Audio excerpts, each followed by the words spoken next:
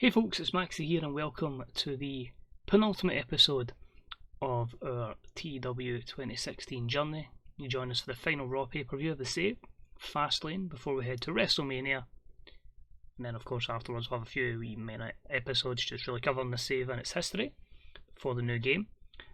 Honestly, I'm recording this literally a few hours after the last episode was recorded, so no real other news to add on to what was said then.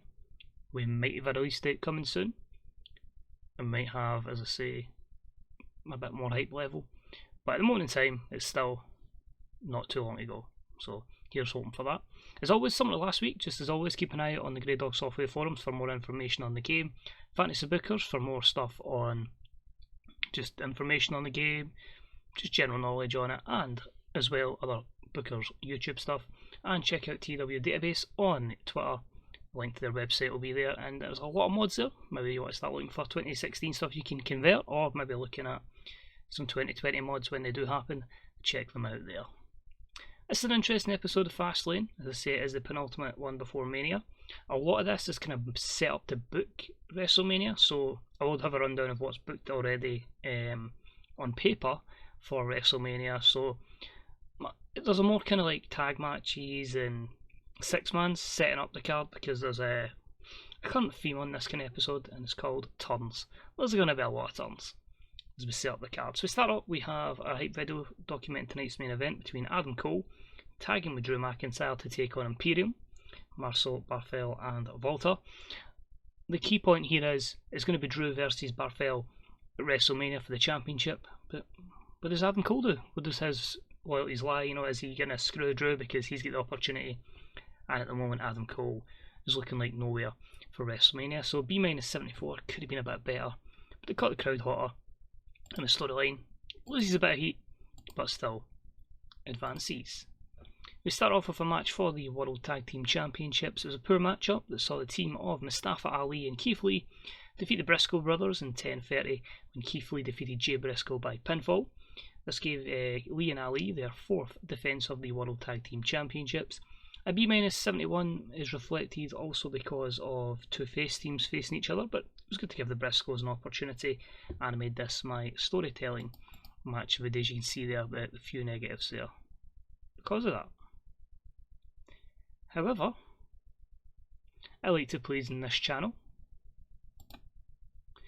After the matchup, they are beaten down by Bo Dallas, and returning from SmackDown, putting all previous history between them behind them. They are back.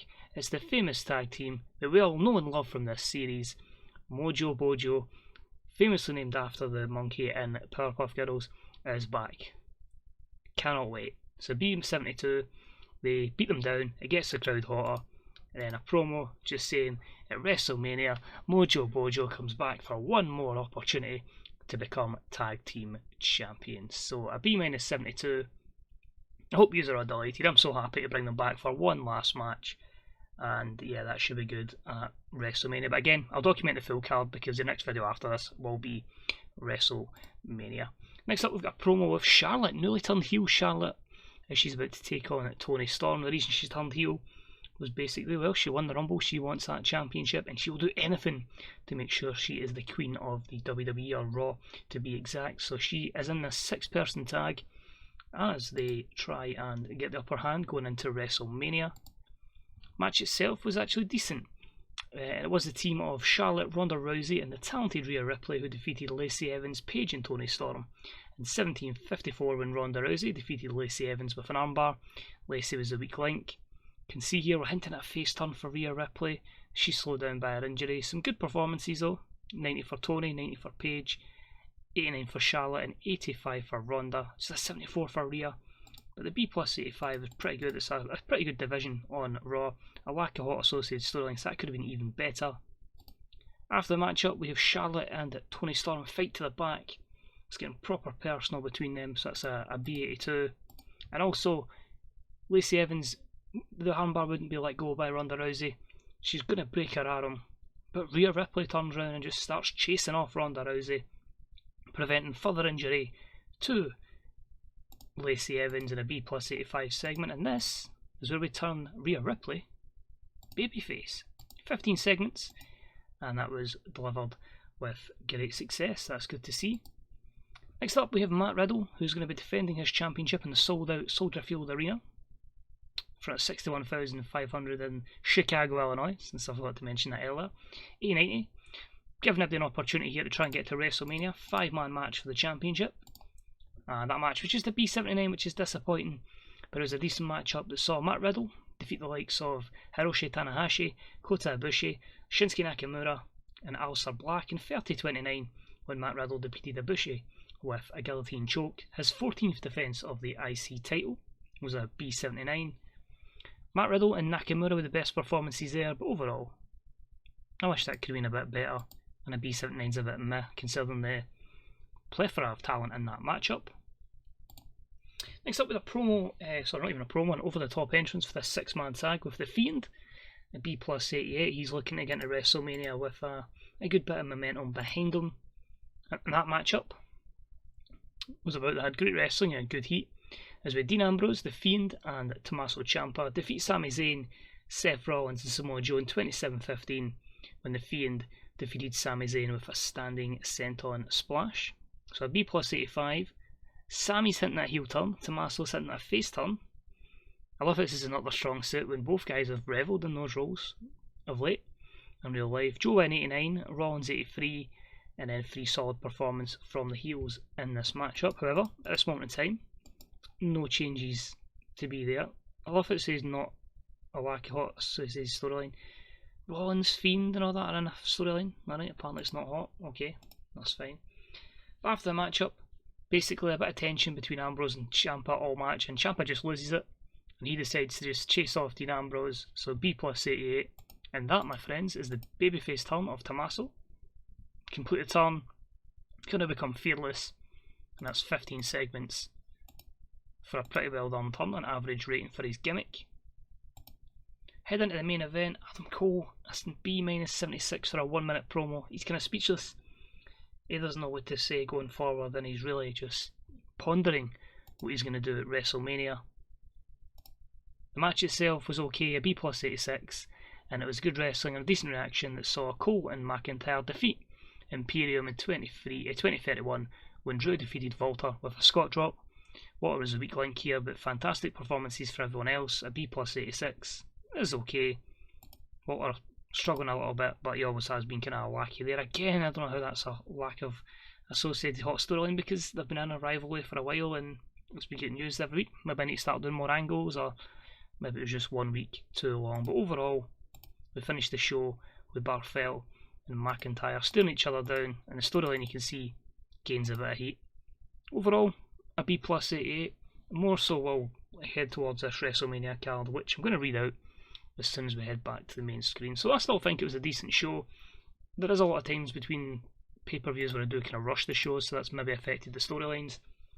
Hopefully over the 5 weeks, between now and WrestleMania, and again we can get some proper storylines and make sure we get the best card possible. More people left actually from the last time. Aiden English requested release, so he's gone. And we're going to lose Dash Wilder as well. That's cool. Anything here? Shane Strickland may have lost, which is a bit of a shame, but he didn't want to be here and I wasn't going to use him. We are going to give a new contract to Zack Sabre Jr., that's fine. Normally, I'd be accepting all releases, but I need Matt Jackson. He has a title belt here. Oh, if you won't accept my release, then unfortunately you'll have me sit out the rest of my contract.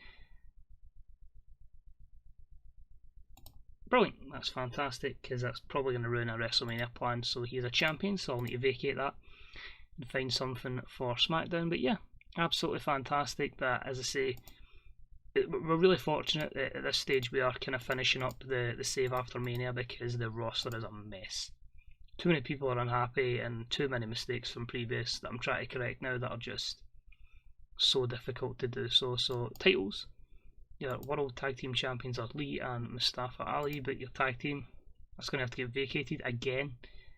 So not too sure what we are going to do there, but I will confirm the future plans up to Mania, because, well, next show is WrestleMania. So on the SmackDown side, triple threat for the Women's Championship. It's going to be Ruby Riott defending that against Sasha Banks and Becky Lynch in triple threat action. The IC title is going to be line as Will Ospreay defends it against Pete Dunne. Daniel Bryan is going to take on Kevin Owens. And for the WWE World Heavyweight Championship, we're going to see Andrade Cien Almas defend it against Fergal Devitt. That's all that I've got booked in at the moment, so I didn't really have a plan for the tag division at this time, so I can work around that. On the Raw side of things, we'll start from the bottom to top. Keith Lee and Mustafa Ali will defend the tag titles against Mojo Bojo. We know that. Tommaso Ciampa will take on Dean Ambrose. That could be incredible. At the moment, it's looking like it's going to be Samoa Joe versus The Fiend. I'm going to have Ronda Rousey take on Rhea Ripley. For the Women's Championship, we're going to have Toni Storm take on Charlotte. And after getting pissed off at losing a lot, Sami Zayn will turn heel. And for the Intercontinental Championship, it's going to be Sami Zayn versus Matt Riddle. And your main event will be for the World Championship, the WWE Championship, it will be Marcel Barthel versus Drew McIntyre. So at the moment, Adam Cole, Nakamura, Ibushi, Okada, Tanahashi, I don't even have plans for.